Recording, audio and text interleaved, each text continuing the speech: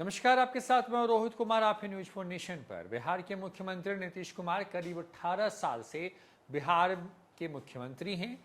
सबसे लंबा मुख्यमंत्री का कार्यकाल नीतीश कुमार के नाम है। इसके साथ साथ नीतीश कुमार जब 2005 में पहली बार मुख्यमंत्री बने तो उसके बाद से लगातार नीतीश कुमार ही मुख्यमंत्री हैं, दल कोई भी हो।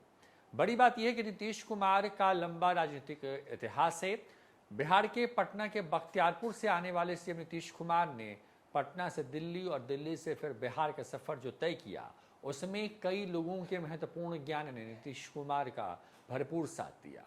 ऐसे में नीतीश कुमार की आज वो हम कहानी लेकर के हाजिर है, जिसमें सीएम नीतीश कुमार जब एक खूबसूरत महिला सांसद से मिले तो उनसे मिला ज्ञान नीतीश कुमार को पूरे जीवन काम आया। नीतीश कुमार और उस खूबसूरत महिला के बीच के संबंधों की चर्चा होने लगी। बिहार, जिसकी छवि कुछ ऐसी थी कि संसद के अंदर अगर कोई कुछ बोलता तो मुंह से कुछ ऐसे शब्द निकलते जिसको लेकर के बिहार की खूब किरकिरी होती। लेकिन नीतीश कुमार ने जब लोकसभा पहुंचे तो वहां पर नीतीश कुमार ने उस सांसद के ज्ञान से किस तरीके से जो है न सिर्फ बिहार का मान बढ़ाया, बल्कि जब उनको जिम्मेवारी मिली तो देश के सबसे सफल नेताओं में से एक हो गए। ये कहानी है बिहार के मुख्यमंत्री नीतीश कुमार की और उन पर लिखी गई किताब, जिसे उदयकांत ने अभी हाल ही में उसका विमोचन कराया है लालू यादव के हाथों से। नीतीश कुमार अंतरंग दोस्तों की नजर से इस किताब में एक जगह एक खूबसूरत महिला सांसद से मिले ज्ञान की खूब चर्चा है।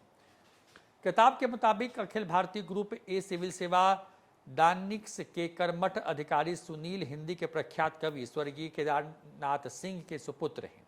नीतीश के चारों ओर जो सादगीपूर्ण अभिजात्य की झलक है उसे नीतीश कुमार सुनील टच कहता है। नीतीश की पसंद की कौन सी बढ़िया चीज दिल्ली में सबसे कम कीमत में कहाँ मिलती है, यह सुनील को बखूबी पता है। नीतीश के बारे में कही गई अपनी बात को प्रमाणित करने के लिए वो संसद से ढेर सारे उदाहरण देते हुए कहते हैं। एक तो बिहार राज्य पर पहले से ही पिछड़ेपन का तमगा लगा हुआ था, फिर अपनी हरकतों और हास्यास्पद बातों से कुछ बिहारी सांसद बिहार की छवि को और भी धूमिल कर रहे थे। 1989 में पढ़े लिखे और सुस्पष्ट विचारों वाले नीतीश कुमार जी के संसद में आने के बाद बिहार की बात ही कुछ और हो गई। उनके तथ्यात्मक और चुटीले भाषण को सब बड़े ध्यान से सुनते। नीतीश जी को पहले लोकसभा और मंत्री बनने के बाद राज्यसभा में भी जो सम्मान मिला वो आज की पीढ़ी के बिहार के अधिकांश नए नेताओं के लिए अकल्पनीय है। सुनील आगे बता रहे हैं, अपने संसदीय राजनीतिक जीवन में नीतीश जी को कुछ समकालीन महिला सांसदों के निकट से देखने और जानने का अवसर मिला। उसमें कम्युनिस्ट पार्टी की कानपुर से सांसद सुभाषनी अली की सोच बहुत साफ और समाजवादी किस्म की थी। उन्हें नीतीश जी की हमेशा कुछ सीखने जानने की प्रवृत्ति ने बहुत प्रभावित किया। नए नए सांसद बने नीतीश, जो कि संसदीय कार्य प्रणाली के बारे में वे हमेशा कुछ न कुछ बताती रहती थी। नीतीश जी उनका अनुग्रह सदा स्वीकार करते रहे। संसद में किसी दिन सुभाषनी जी के गजब के हास्य बोध का अनुभव भी नीतीश के सकुचाते हुए स्वयं बताया। संसद में अपनी लंबी और लगातार उपस्थिति के लिए एक दिग्गज सांसद विख्यात थे। सुबह से लेकर सारा दिन और देर शाम तक उनका वक्त संसद भवन में ही बीतने लगा।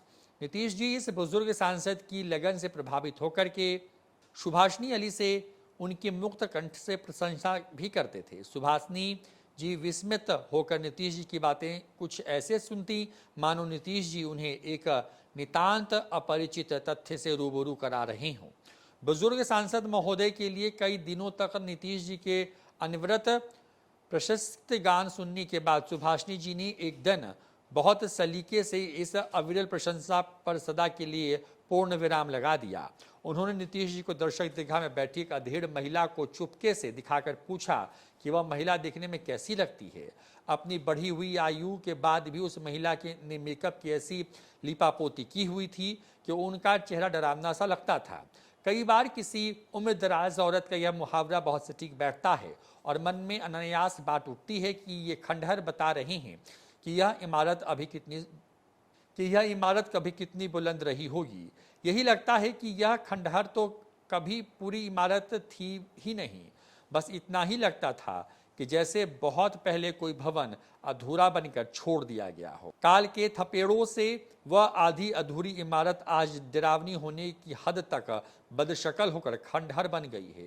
नीतीश जी संकोचवश कुछ कह नहीं पाए, पर शायद मन ही मन सोचने लगे कि अधेड़ महिला सुंदर तो कतई नहीं है। सुभाषिनी जी नीतीश के उहापोह का आनंद लेते हुए कहती हैं कि यही है तुम्हारे नए हीरो की गृहस्थी राजरानी। अरे जिसकी बीवी ऐसी खौफनाक होगी वह घर जाने से गुरेज करेगा कि नहीं। यह यहाँ एसी है, सस्ते नाश्ते और खाने के चाय पानी भी है। इसके ऊपर तुम जैसे लल्ले चप्पो सबसे ऊपर तुम जैसे लल्लो चप्पो करने वाला 8-10 सौदाई भी तो इसका ईगो सहलाते ही रहते हैं। फिर कोई घर जाकर के इस मोहतरमा के पल्लू में क्यों बंधे। पर नीतीश बाबू ये बारीक बातें आप पे समझ से परे हैं, क्योंकि आप तो ठहरे भारी भरकम लिटरेचर पढ़ने और नेक निगाहों वाले उत्कृष्ट साहित्य प्रेम शरीफ इंसान। इसलिए आपको तो हर औरत में देवी और हर आदमी में देवता ही नजर आते होंगे। इतना कहकर सुभाषिनी जी हंस देती हैं। सुनील ने यह कहानी नीतीश से ही सुनी है। सुनील जोर देकर कहते हैं कि सुभाषिनी जी ने नीतीश जी की साहित्य प्रेम के बारे में एकदम सच कहा है। हमारा अनुभव यही रहा है। नीतीश को शुष्क राजनीति की बंजर भूमि में भी साहित्य के फूल उगाने की कला आती है। पटना में जहां वह कोई बड़ी बैठक, पत्रकार सम्मेलन या फिर कई नई घोषणा करते हैं, उस भवन का नाम रखा जाता है संवाद, और जिस भवन में वह सहकर्मियों से बातचीत करता है उसका नाम है विमर्श। गहन विमर्श के बाद लिए गए किसी भी निर्णय की स्वाभाविक परिणति उसके ससमय क्रियान्वयन की योजना बनाने में निहित होती है। यह काम करने के लिए दृढ़ इच्छा शक्ति का निर्णय जिस भवन में लिया जाता है उसका नाम नीतीश ने रखा है संकल्प। इन भवनों की इस खूबसूरत कड़ी में नेक संवाद और लोक संवाद नाम की दो बड़ी प्यारी लड़ियां और जुड़ गई हैं। ये कहानी है नीतीश कुमार की किताब की, जिसको उनके अंतरंग दोस्तों के नजरिए से लिखा गया है। पहली दफा नीतीश कुमार के जीवन से जुड़े हुए कुछ अनछुए अनसुने जो किस्से हैं वो इस किताब में सहेजने की कोशिश है, और न्यूज़ फाउंडेशन हर दिन आपको एक ऐसी ही कहानी से रूबरू कराता है। इस कहानी में नीतीश कुमार ने उस खूबसूरत महिला सांसद से सांसद बनने के बाद क्या कुछ सीखा, हमने विस्तार से बताया। कैसी लगी आपको ये कहानी, कमेंट करके जरूर बताएं। फिलहाल इस वीडियो में इतना ही। नमस्कार।